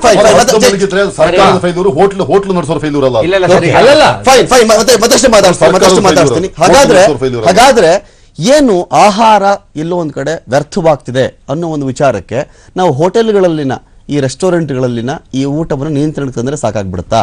ಅಲ್ಲಿಗೆ ಆಹಾರದ ಈ ಸಮಸ್ಯೆ ಪರಿಹಾರ ಸಿಗಬಲ್ಲದ, ಅಥವಾ ನಿಜವಾಗ್ಲಿಯೂ ಆಹಾರ ಎಲ್ಲಿ ವ್ಯರ್ಥವಾಗ್ತಾ ಇದೆ, ಆಹಾರದ ಈ ನಾವೇನು ಒಂದ್ ಕಡೆ ಸಂಸ್ಕರಿಸಿ ಒಂದ್ ಕಡೆ ಏನು ಸಂಗ್ರಹ ಮಾಡ್ತಾ ಇದ್ದೀವಿ ಅಲ್ಲಿ ವ್ಯರ್ಥ ಆಗ್ತಿದೆಯಾ, ಸಾಗಾಣೆಯಲ್ಲಿ ವ್ಯರ್ಥವಾಗ್ತಾ ಇದೆಯಾ, ಅಥವಾ ಬಂದ ಮೇಲೆ ಅಕ್ರಮಗಳ ಕಾರಣಕ್ಕೋಸ್ಕರವಾಗಿ ಏನೋ ಕಾಳಸಂತೆಯಲ್ಲಿ ಅದರ ರೇಟ್ ಜಾಸ್ತಿ ಮಾಡ್ಕೊಳ್ಬೇಕು ಅನ್ನೋ ಕಾರಣಕ್ಕೆ ಅಕ್ರಮಕ್ಕೆ ಸ್ಟೋರ್ ಮಾಡ್ತಾರೆ ಅಲ್ಲಿ ಜಾಸ್ತಿ ಆಗ್ತಾ ಇದೆಯಾ? ಇದ್ರ ಬಗ್ಗೆ ಮತ್ತಷ್ಟು ಮಾತಾಡ್ತೀನಿ ಒಂದು ಬ್ರೇಕ್ ಆದ್ಮೇಲೆ.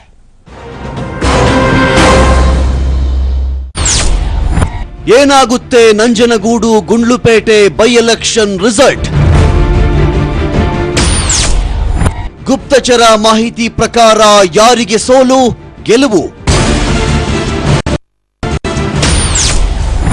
ಎಟಿವಿ ನ್ಯೂಸ್ಗೆ ಸಿಕ್ಕಿದೆ ಫಲಿತಾಂಶದ ಎಕ್ಸ್ಕ್ಲೂಸಿವ್ ವರದಿ. ಸಿದ್ದರಾಮಯ್ಯ ಕೈ ಮೇಲಾಗುತ್ತಾ, ಯಡಿಯೂರಪ್ಪ ತಂತ್ರ ಫಲಿಸುತ್ತಾ? ವೀಕ್ಷಿಸಿ, ಮಿನಿ ತೀರ್ಪು ಯಾರ ಪರ? ಜಿದ್ದಾಜಿದ್ದಿ रात्रि 8 गंटेगे। सच को पहचानना क्या इतना मुश्किल है? जरूरी है कि मैं सफेद कोट ही पहनूं?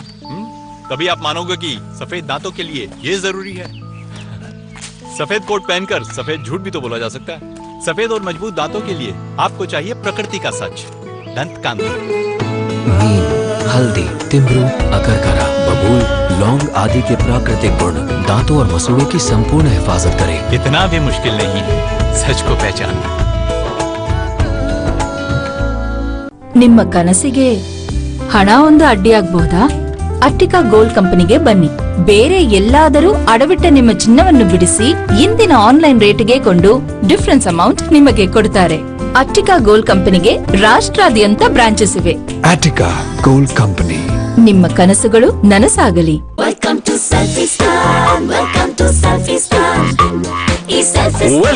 ಸೆಲ್ಫಿ ಸ್ಟಾನ್. ಜಿಯೋನಿ A1 ಜೊತೆ ಸೂಪರ್ ಸೆಲ್ಫಿ, ಸೂಪರ್ ಬ್ಯಾಟರಿ.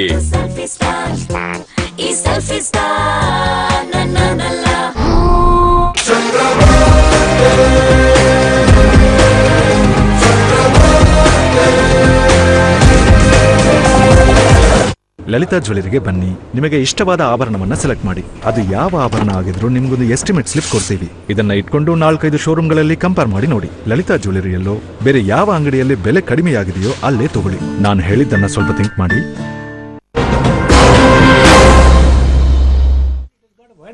ತಿನ್ನೋ ಅನ್ನ ಕುಕ್ಕಕ್ಕೆ ವಿಶೇಷ ಚರ್ಚೆ ಮತ್ತೆ ಮುಂದುವರಿತದೆ. ಸತೀಶ್, ನಂದೇನು ಪ್ರಶ್ನೆ ಅಂತ ಹೇಳಿದ್ರೆ, ಈಗ ಈ ಆಹಾರ ವ್ಯರ್ಥ ಎಲ್ಲಾಗ್ತಿದೆ ಅನ್ನೋದು ಅತಿ ಮುಖ್ಯವಾಗಿರ್ತಕ್ಕಂಥ ಪಾಯಿಂಟ್ಗಳು.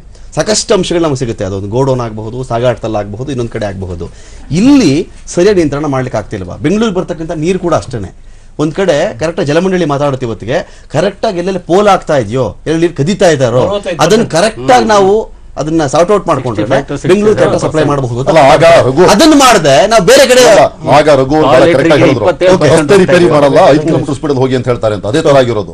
ಜನರಿಗೆ ಆಹಾರ ಸಿಗದೆ ಇದ್ರೆ ಸರ್ಕಾರದ ಫೇಲ್ಯೂರ್, ಹೋಟ್ಲು ನಡೆಸೋರು ಫೇಲ್ಯೂರ್ ಅಲ್ಲ, ಊಟ ಮಾಡೋರು ವೇಸ್ಟ್ ಮಾಡೋರು ಫೇಲ್ಯೂರ್ ಅಲ್ಲ. ಆಯ್ತಾ, ಒಂದು 30-40% ಧಾನ್ಯ ಇದೆಯಲ್ಲ, ಅದನ್ನ ಸರಿಯಾಗಿ ಪ್ರಿಸರ್ವ್ ಮಾಡದೆ ಗೋಡೌನ್ಗಳಲ್ಲಿ ಆ ತರಕಾರಿ, ಹಣ್ಣು, ಹಂಪಲು ಎಲ್ಲ ಹಾಳಾಗೋಗುತ್ತೆ.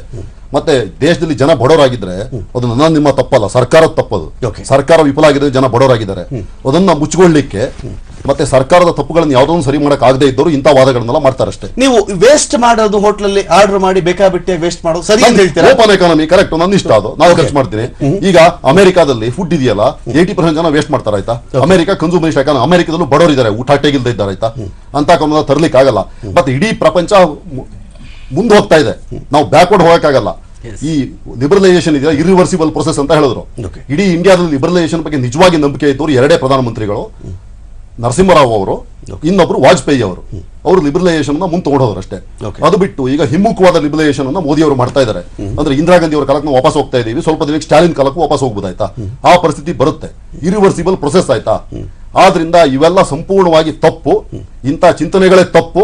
ಮತ್ತೆ ನಾನು ತೆರಿಗೆ ಕಟ್ಟಿದ ಮೇಲೆ ನನ್ನ ದುಡ್ಡನ್ನು ನಾನು ಏನ್ ಮಾಡ್ತೀನಿ ಅದು ಯಾರಿಗೂ ಸಂಬಂಧ ಇಲ್ಲದ ವಿಚಾರ, ಅದು ಓಪನ್ ಎಕಾನಮಿ. ಶೇಖರ್ ನಾಯ್ಡು ಅವರೇ, ಇಲ್ಲಿ ಏನಂತ ಹೇಳಿದ್ರೆ ಈ ರೀತಿ ಒಂದು ಜಾಗೃತಿ ಮೂಡಿಸೋ ಕೆಲಸಗಳು ಬೇರೆ. ನೋಡ್ರಪ್ಪ, ನೀವು ಈ ರೀತಿಯಲ್ಲಿ ವೇಸ್ಟ್ ಮಾಡ್ಲಿಕ್ಕೆ ಹೋಗ್ಬೇಡಿ, ಇನ್ಯಾರ್ದೋ ಪಾಲಿನ ಅನ್ನವನ್ನ ನೀವು ಬೀದಿಗೆ ಹಾಕ್ತಾ ಇದ್ರಿ, ಮೋರಿಗೆ ಹಾಕ್ತಾ ಇದ್ರಿ ಅಂತ ಹೇಳ್ತಕ್ಕಂಥದ್ದು ಬೇರೆ, ಕಾನೂನು ಮಾಡೋದು ಬೇರೆ. ನಾವು ಕಾನೂನೇ ಮಾಡಿಬಿಟ್ರೆ ನೀನ್ ಯಾವ ಕಾರಣಕ್ಕೂ ರಿಕ್ವೆಸ್ಟ್ ಮಾಡಬಹುದು, ಅಡ್ವೈಸ್ ಮಾಡಬಹುದು. ಸ್ವಚ್ಛ ಭಾರತ, ನೀನು ಇಂಡಿಯಾ ನೀಟಾಗಿ ಇಟ್ಕೊಳ್ಬೇಕಪ್ಪ, ತುಂಬಾ ಒಳ್ಳೆ ಚಿಂತನೆ ಮಾಡ್ಲಿ, ನಾವೆಲ್ಲ ರೋಡ್ ನೀಟಾಗಿ ಇಟ್ಕೊಳ್ಬೇಕು, ಮೋರಿ ಕರೆಕ್ಟಾಗಿ ಇಟ್ಕೊಳ್ಬೇಕು ಅಂತ ಹೇಳಿ ಅದನ್ನ ಕಾನೂನು ಮಾಡ್ಬಿಟ್ರೆ, ನೀವು ಲಿಟ್ರಲಿ ಪಾಯಿಂಟ್ ಬ್ಲಾಂಕ್ ರೇಂಜ್ ನಲ್ಲಿ ನಾನು ಶೂಟ್ ಮಾಡ್ಬಿಡ್ತೀನಿ ಅಂತ ನಿಂತ್ಕೊಂಡ್ರೆ ಆಗ ಅದು ಹಿಂಸೆ ಆಗ್ಲಿಕ್ಕೆ ಶುರುವಾಗಲ್ವಾ ಜನಗಳಿಗೆ ಅಂತ ಹೇಳಿ.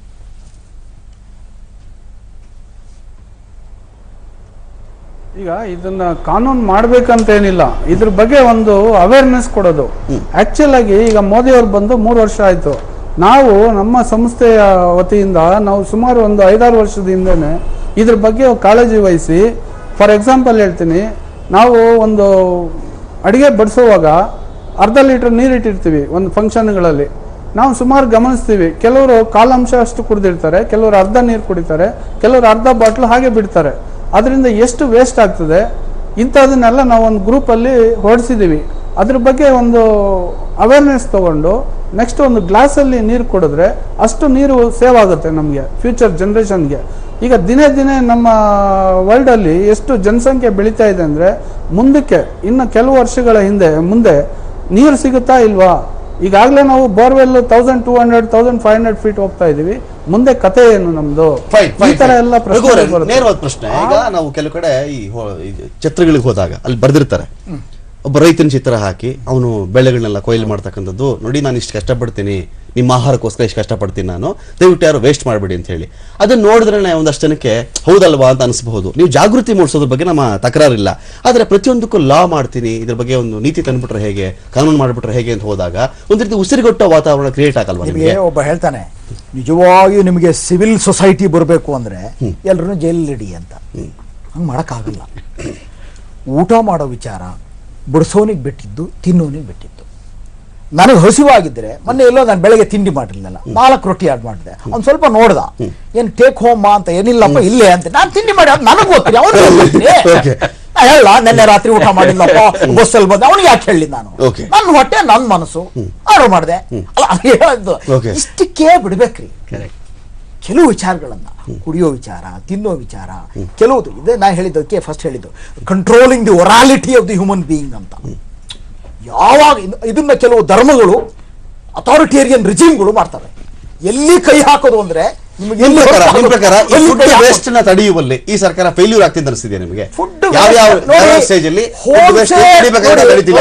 ಸಾಮಾನ್ಯ ಹೇಳ್ತಾರೆ ಹೋಲ್ಸೇಲ್ ಡ್ಯಾಮೇಜ್ ಇದೆ, ಅದನ್ನ ಮಾಡಿ, ರಿಟೇಲ್ ರಿಪೇರಿಗೆ ಬರಬೇಡಿ. ಹೋಲ್ಸೇಲ್ ಡ್ಯಾಮೇಜ್ ಇವತ್ತಿಗೂ ಕೋಲ್ಡ್ ಸ್ಟೋರೇಜ್ ಇಂದ ಎಷ್ಟು ಸಮಸ್ಯೆ ಇದೆ. ಇವತ್ತಿಗೂ ಹಾಲು ರೈತನಿಂದ ನಿಮ್ಗೆ Nandini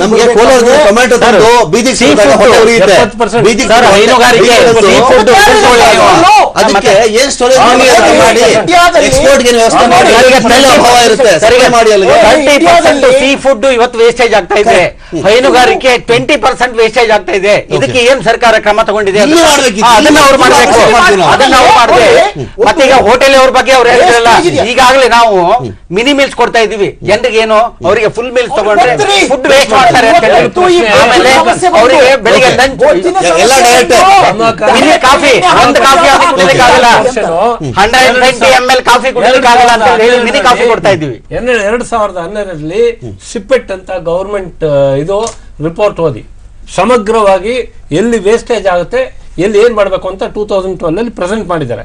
they are working towards that. ಆಯ್ತಾ? ಈ food corporation of India storages ಎಲ್ಲ ಕೂಡ ಅದ್ರಲ್ಲಿ ಬರುತ್ತೆ.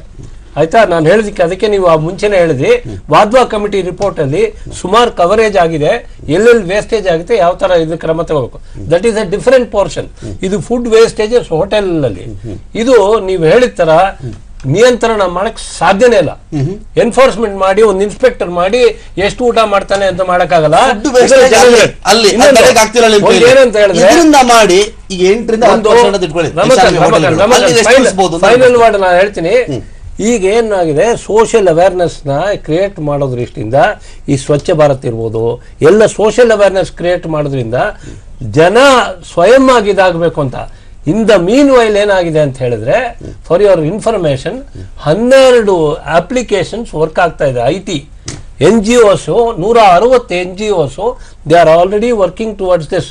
ಎಲ್ಲಿ ಈ ರೀತಿ ಎಕ್ಸೆಸ್ ಫುಡ್ ಎಲ್ಲಿ ಯಾರಿಗಿಲ್ವೋ ಅದನ್ನ ಕಲೆಕ್ಷನ್ ಮಾಡುವಂತ ಅಪ್ಲಿಕೇಶನ್ ಮಾಡಿ ವಿದಿನ್ 6 hours ಅದನ್ನ ಹಾಗೆ ಫ್ರೆಶ್ ಆಗಿ ಉಳಿಸಿ ಯಾರಿಗಿಲ್ವೋ ಅವ್ರಿಗೆ ತಲುಪಿಸೋದಕ್ಕೆ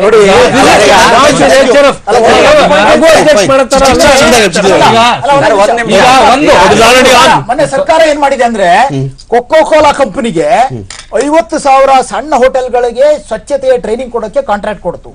ಕೊಕೋ ಕೋಲಾದವ್ರು ನಮ್ಗೆ ಟ್ರೈನಿಂಗ್ ಕೊಡ್ಬೇಕಾ? ಇದು ಯೋಜನೆ. ಆಹಾರ ವ್ಯರ್ಥ ಆಗಬಾರದು ಅಂತ ತಡೆಯುವ ನಿಟ್ಟಿನಲ್ಲಿ ಮೋದಿಯವರ ಆದಿಯಾಗಿ ಒಂದಷ್ಟು ಹೆಜ್ಜೆಗಳನ್ನ ಇಡ್ಲಾಗ್ತಾ ಇದೆ. ಈ ವಿಚಾರದಲ್ಲಿ ಆಹಾರವನ್ನ ವ್ಯರ್ಥ ಮಾಡಲಿಕ್ಕೆ ಅಥವಾ ವ್ಯರ್ಥ ಮಾಡಬಾರದು ಅಂತ ಹೇಳಲಿಕ್ಕೆ ಹೋಟೆಲ್ಗಳಲ್ಲಿ ಆಹಾರವನ್ನ ಉಳಿಸೋ ದೃಷ್ಟಿಯಿಂದ ಆಹಾರ ನಿಗದಿ ಮಾಡಬಹುದಾಗುತ್ತೆ ಅಂತ ಬಂದಾಗ ಸಾಕಷ್ಟು ಪ್ರಶ್ನೆ ರೈಸ್ ಆಗ್ತಾ ಇದೆ. ಅದಕ್ಕಿಂತ ಮುಂಚಿತವಾಗಿ ನಿಜಕ್ಕೂ ನಮ್ಮ ರೈತ ಬೆಳೆಯೋ ಸ್ಟೇಜಿಂದ ಹಿಡಿದು ಅವನದನ್ನ ನಮ್ಮ ತಟ್ಟೆಗೆ ಹಾಕುವವರೆಗೂ ಕೂಡ ಎಷ್ಟು ಹಂತಗಳಲ್ಲಿ ಆಹಾರ ವ್ಯರ್ಥವಾಗ್ತಾ ಇದೆ, ನಿಜಕ್ಕೂ ಪ್ರಧಾನವಾಗಿ ಹೋಟೆಲಲ್ಲಿ ಬಂದು ಹಣ ಕೊಟ್ಟು ತಿನ್ನೋನು ಮಾತ್ರ ಹೊಣೆ ಆಗ್ತಾ ಇದ್ದಾನ ಅಥವಾ ಬೇರೆ ಬೇರೆ ಶೇಖರಣೆ ವ್ಯವಸ್ಥೆಯಲ್ಲಿ ಮಾರುಕಟ್ಟೆ ವ್ಯವಸ್ಥೆನ ಫೇಲ್ಯೂರ್ ಆಗ್ತಾ ಇದೀವಾ, ಈ ಬಗ್ಗೆನೂ ಚಿಂತನೆ ಮಾಡಲಿ ಅಂತ ಹೇಳ್ತಾ ಚರ್ಚೆ ಮುಗಿಸ್ತಾ ಇದ್ದೀನಿ. ನಮಸ್ಕಾರ.